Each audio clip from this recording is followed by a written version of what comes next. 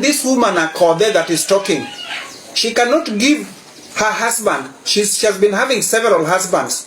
She cannot give even one single husband to her sister or to her best friend. Mary Juma used to make a bed for me to make sure that her husband have a good time with me. And she would wake up very early in the morning to make sure that we are having porridge. She prepare for us porridge, and we have porridge in the house with her husband before we get out of the bed. That was Mary Juma. That is the much my sister loved me. So why should I throw that love that my sister gave me so much? That was a big love. Because no woman gives out her husband. Nobody. Nobody gives her husband, but she did. And she respected me for it. And she was very happy with me for it. I was their toy. That when they want to laugh, they would always call me and put me in the middle. And then they would talk and smear me. And then they laugh. Then I keep quiet. Because Aida is keeping all the title deeds and all the documents and the goodwill that Jaramogi Oginga Odinga had. I'm still explaining all these things because I know they have already sent somebody. Those young boys, the goons, have already been sent to come and blow me up. So before I'm blown up, I call there. Tell that mother of yours, what you know, not let her release all the documents that belongs to Jaramogi Oginga Odinga. Let her relieve the properties that belongs to Jaramogi Oginga Odinga. She has collected enough from her husband, Raila. She collected enough. During the funeral, it was millions of shillings that she collected from the funeral of her husband that she did not share with any family member. Never. She never shared. She never shared to anybody, even to the workers. She never shared, except Joe Aguirre. That was a love of her life.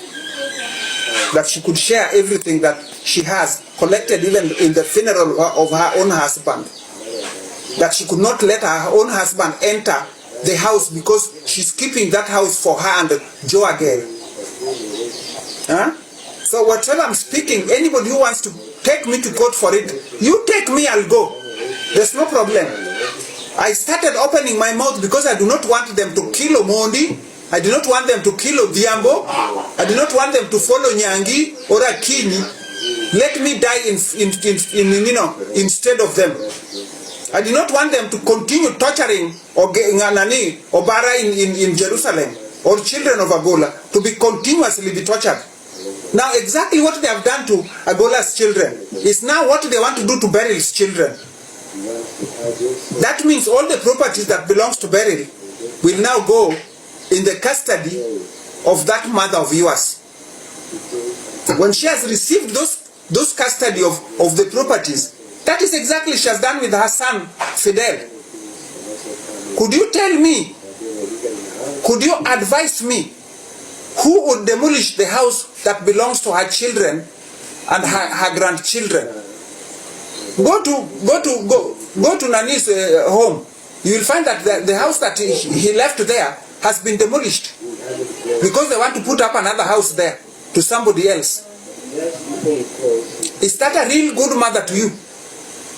Would you like a call there that whatever you have sweated for, all these years that you have been sweating, that somebody just come and grabs it from your children, then your children become beggars on the street, then your children remains without any food, that they should be depending on handouts, sympathizers, and yet you have worked so much and earned that money. I'm talking because I made that money also. I also work for it. Because my sister, spiritually, she sent me to go and get the money. And I got it.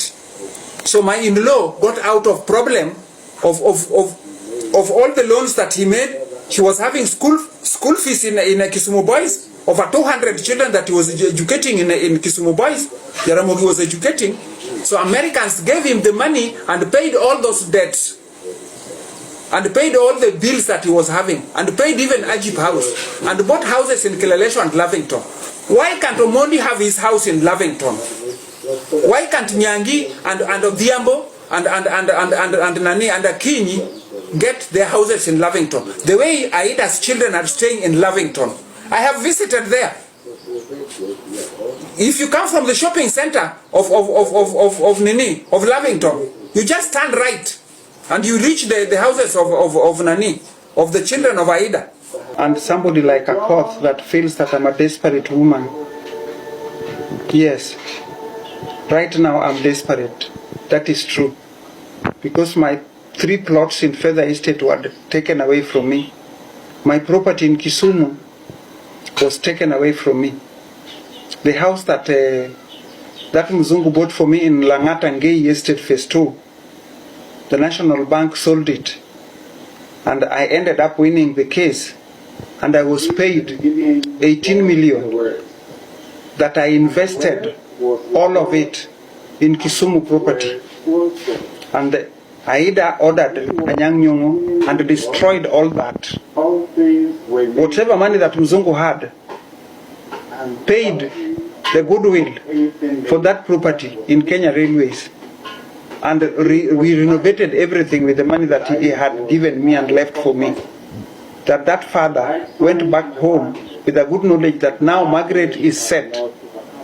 Because when I told him that I'm working for President Uhuru Kenyatta, Moi had been giving people Kenya Railway houses and properties, that I'm already going to be given this one. As I am working so hard, I will receive this one. President Uhuru Kenyatta is a very kind man, and he's going to give me that property, which actually really happened. After my long campaign for Uhuru Kenyatta, when Moi said, "Leta kijana," he could recognize me even in the crowd the way Moi used to recognize me. And he would call the PC to make sure that I'm looked after.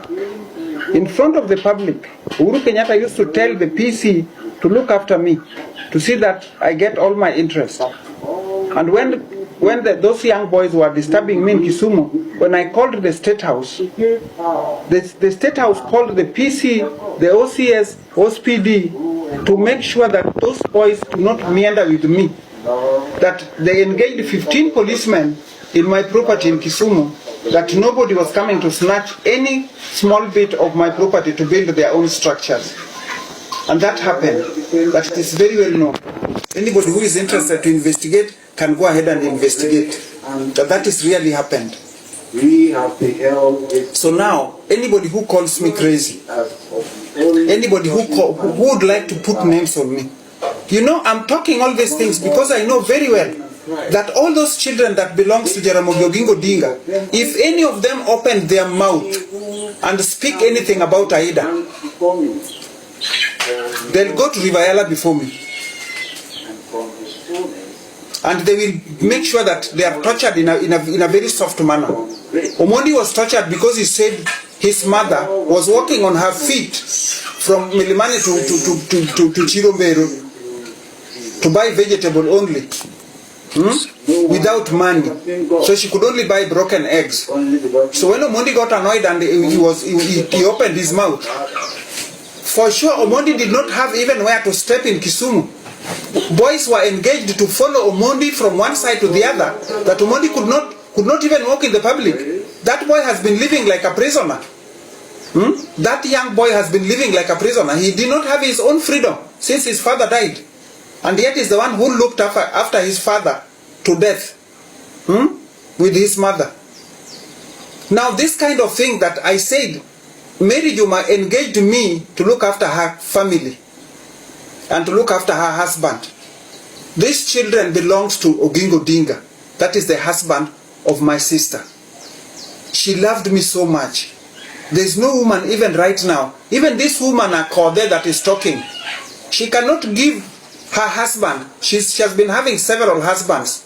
She cannot give even one single husband to her sister or to her best friend. Mary Juma used to make a bed for me to make sure that her husband have a good time with me. And she would wake up very early in the morning to make sure that we are having porridge. She prepare for us porridge, and we have porridge in the house with her husband before we get out of the bed. That was Mary Juma. That is the much my sister loved me. So why should I throw that love that my sister gave me so much? That was a big love. Because no woman gives out her husband. Nobody. Nobody gives her husband, but she did. And she respected me for it. And she was very happy with me for it. I was there